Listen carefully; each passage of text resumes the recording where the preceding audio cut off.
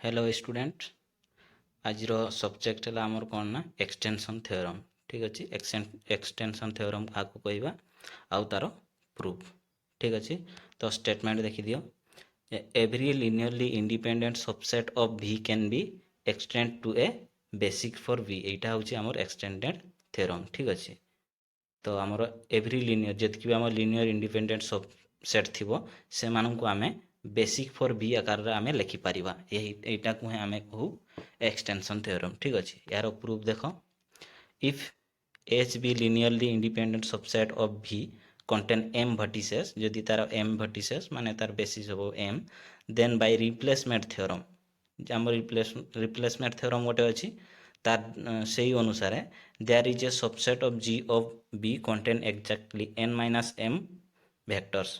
आम replacement theorem कौन कहे आम रिप्लेसमेंट थ्योरम कहे कि let v be a vector space that is generated by a set g गोटे g जनरेट कर contain exactly n vertices and let l be a linearly independent subset of v आमर l गोटे linearly independent subset of v होइथिबो then containing exactly m vertices then m is less or equal to n and there exists a subset h of g contain exactly 8 n minus m vectors such that l union h generated b।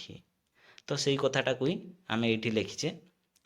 तो आमर जेहेतु आमर कहीदे H गोटे linear independent subset of v तो सी एम टी वेक्टर कंटेन करुच्ची देन रिप्लेसमेंट थ्योरम अनुसार आमर कौच से निहाती गोटे subset of g of b contain exactly n minus m vertices रो से गोटे निहाती कंटेन करिवो जोटा कि से g यूनियन एटा जेनेरेट करिवो v।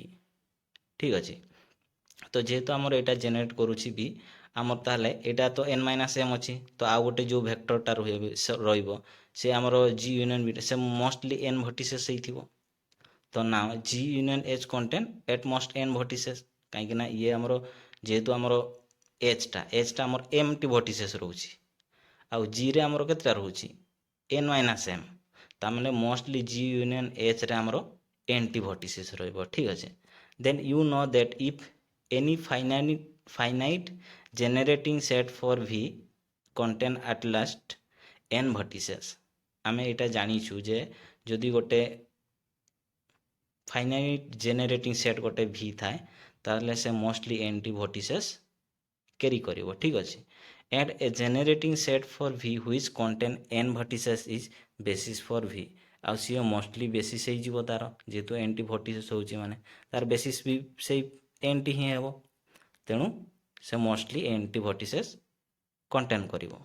सो g union h contain exactly n vertices ताले से नियति n टी vertices g यूनियन h टा नउची आमे नहीं आमे प्रमाण कले भी से नउची hence g union is a basis for v से माने निहाती आम देख जितकी भी से vertices नेब सी तार बेसिस हो जीवो एटा आमे जानिछु तेणु g union h is a basis for v एठी जीवो हमरो प्रूफ। ठीक अच्छे एटा बेसी लंबा थ्योरम नहीं एटा 2-3 मार्क रे पड़ी थाए। ठीक अच्छे आशा करी बुझी जाइथिबो। Thank you.